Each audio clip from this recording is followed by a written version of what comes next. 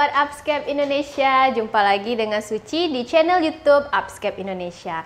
Untuk kali ini kita akan membahas tentang diagnosa pada keperawatan komunitas. Tapi sebelum itu Suci ingatkan lagi kepada teman-teman yang belum subscribe, silahkan di subscribe dulu akun kita, lalu diaktifkan tombol loncengnya agar nanti teman-teman dapat notifikasi setiap kali kita update video baru. Dan jangan lupa untuk di like dan di share video ini agar informasi dan ilmu yang kita berikan di video ini bisa menyebar dan berguna untuk teman-teman yang lainnya. Oke teman-teman, kita masuk ke diagnosa yang pertama ya. Nah, diagnosa yang pertama di keperawatan komunitas adalah defisit kesehatan komunitas. Nah, ini adalah diagnosa yang secara umum di keperawatan komunitas. Apa itu defisit kesehatan komunitas? Di sini sudah ada.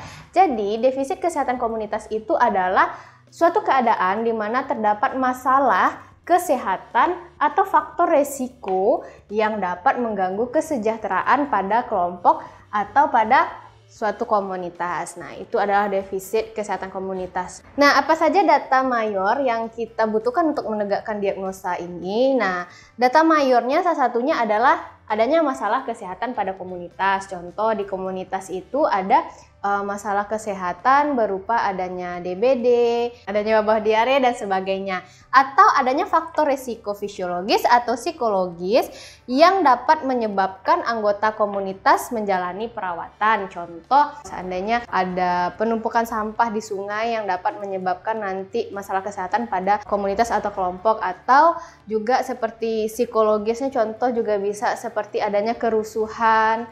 Nah, sehingga dapat menyebabkan anggota komunitas ini menjalani perawatan, baik itu nanti perawatan secara psikologis maupun perawatan secara fisik. Nah, ini data mayornya. Lalu kita tengok data minor. Nah, apa saja data minor yang menandakan adanya defisit kesehatan komunitas? Yaitu tanda gejala minornya tidak tersedianya program kesehatan untuk meningkatkan kesejahteraan komunitas. Contohnya tidak ada puskesmas, tidak ada pustu, seperti itu ya rekan-rekan, atau tidak aktif pustu atau puskesmasnya. Lalu tidak tersedia program pencegah masalah kesehatan, juga tidak tersedia program pengurangan masalah kesehatan komunitas. Sudah ada masalah di komunitas, sudah ada wabah atau sudah ada masalah yang lain, tapi tidak tersedia program untuk mengurangi masalah tersebut. Dan tanda gejala minor yang terakhir yaitu tidak tersedia program pengatasan dari masalah komunitas yang sudah ada. Contoh, ini udah mewabah nih DBD, di daerahnya sudah banyak yang mengalami DBD, tapi tidak ada program atau tidak ada tindakan untuk mengatasi masalah dari DBD yang sudah mewabah. Oke, mungkin teman-teman masih ada yang bingung nih, gimana sih cara memahami secara cepat untuk menegakkan diagnosa defisit kesehatan komunitas. Nah, biar lebih mudah untuk memahaminya, kita kasih key point pada defisit kesehatan komunitas ini. Nah, key pointnya apa? Yaitu key pointnya adalah defisit kesehatan komunitas itu adalah ketika terjadi masalah kesehatan atau risiko masalah kesehatan dalam komunitas dan tidak ada program untuk mencegah, mengatasi, mengurangi dari masalah tersebut, ataupun kalau seandainya ada program tersebut tidak berjalan dengan baik atau tidak efektif.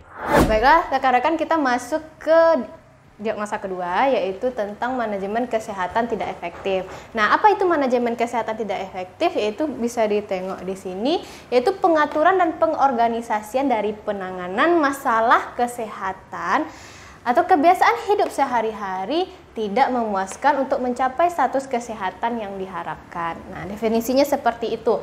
Lalu apa saja tanda dan gejalanya? Di sini pada manajemen kesehatan tidak efektif hanya memiliki tanda dan gejala mayor ya rekan-rekan. Nah, tanda dan gejala mayornya yaitu yang pertama mengungkapkan kesulitan dalam menjalani program perawatan. Contoh, seorang pasien diabetes mellitus yang mengungkapkan bahwa dia sangat sulit untuk mengakses ataupun sangat sulit untuk menjalani dari program pengobatan yang diberikan rumah sakit atau puskesmasnya. Lalu gagal mengurangi faktor resiko. Nah, seperti contohnya adalah suatu program dari manajemen kesehatan tersebut, dia tidak bisa mengurangi dari faktor-faktor resiko yang terjadi pada pasien, atau program yang tidak bisa mengurangi faktor resiko yang ada pada pasien. Contoh pada pasien hipertensi. Nah, pada lansia-lansia hipertensi, jadi pelaksana program kesehatan ini tidak bisa membuat pasien untuk mengurangi memakan garam, contoh pada hipertensi. Nah, gitu.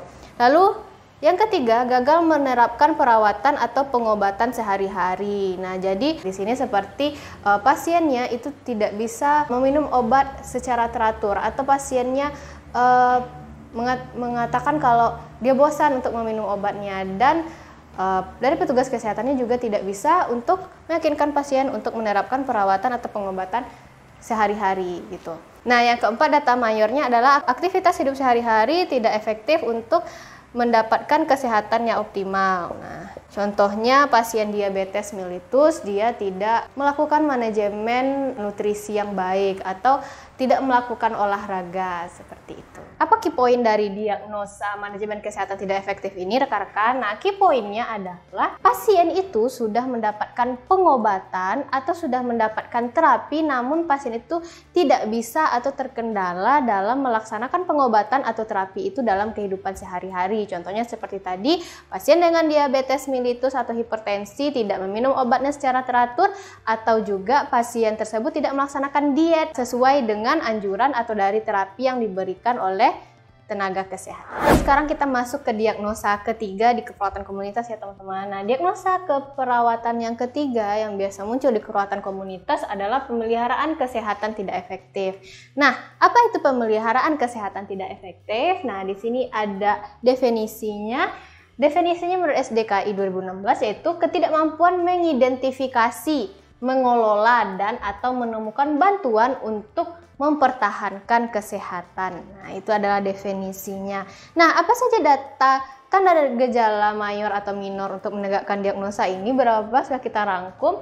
Nah, yang pertama, tanda dan gejala mayornya itu adalah kurang perilaku adaptif terhadap perubahan lingkungan. Nah, contohnya adalah pasien itu mengalami batuk. Nah, pada saat dia batuk, pasiennya masih tetap merokok atau masih tetap melakukan tindakan-tindakan yang dapat memperburuk dari batuknya tersebut, seperti itu. Lalu kurang pemahaman tentang perilaku sehat, contoh adalah seperti merokok, mengkonsumsi makanan-makanan yang tinggi lemak, mengkonsumsi makanan yang tinggi gula, tidak melakukan olahraga, seperti itu. Lalu yang ketiga, tanda gejala mayornya yaitu tidak mampu menjalankan perilaku sehat. Nah, dia tidak mampu untuk secara konsisten melakukan perilaku hidup sehat, seperti itu, tak membuang sampah sembarangan, tidak mencuci tangan, seperti itu. Nah, lalu apa tanda gejala minornya? Nah, tanda gejala minornya itu adalah memiliki riwayat mencari bantuan kesehatan yang kurang. Contoh, dia ini udah menderita penyakit hipertensi atau menderita penyakit jantung sejak lama, tapi dia baru mencari bantuan kesehatan, tenaga kesehatan, atau dia malah tidak mencari bantuan sama sekali. Itu memiliki riwayat mencari bantuan kesehatan yang kurang. Lalu kurang menunjukkan minat untuk meningkatkan kesehatan. Jadi pasiennya atau keluarga si pasien tidak menunjukkan minat untuk bagaimana caranya supaya pasien ini bisa sembuh atau supaya pasien ini bisa meningkatkan kesehatannya.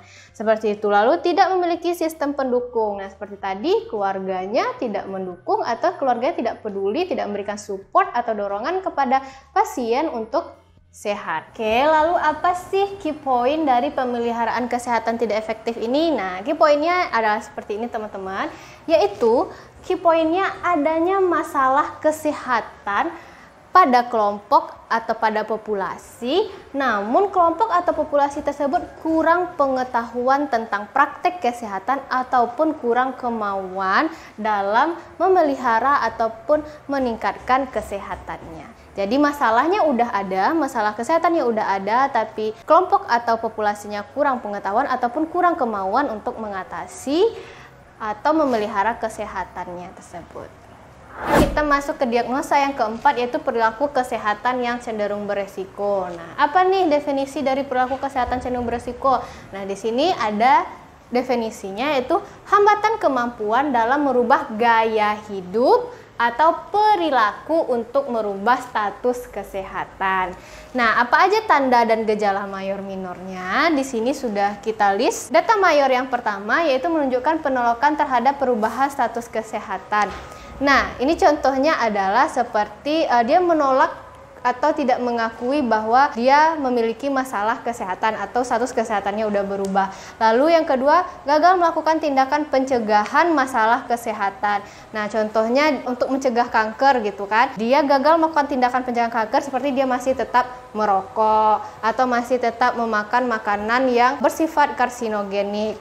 Nah, selanjutnya yaitu menunjukkan upaya peningkatan kesehatan yang minimal. Jadi pasiennya ini ogah-ogahan gitu untuk meningkatkan kesehatannya. Lalu, apa tanda gejala minornya? Nah, tanda gejala minornya itu gagal mencapai pengendalian optimal. Contoh pasiennya ini adalah pasien yang ketergantungan zat aditif atau zat-zat terlarang, sudah mendapatkan terapi dan dia tidak bisa mengendalikan. Dia berhenti, bermaksud berhenti tapi masih ada bolong-bolongnya seperti itu.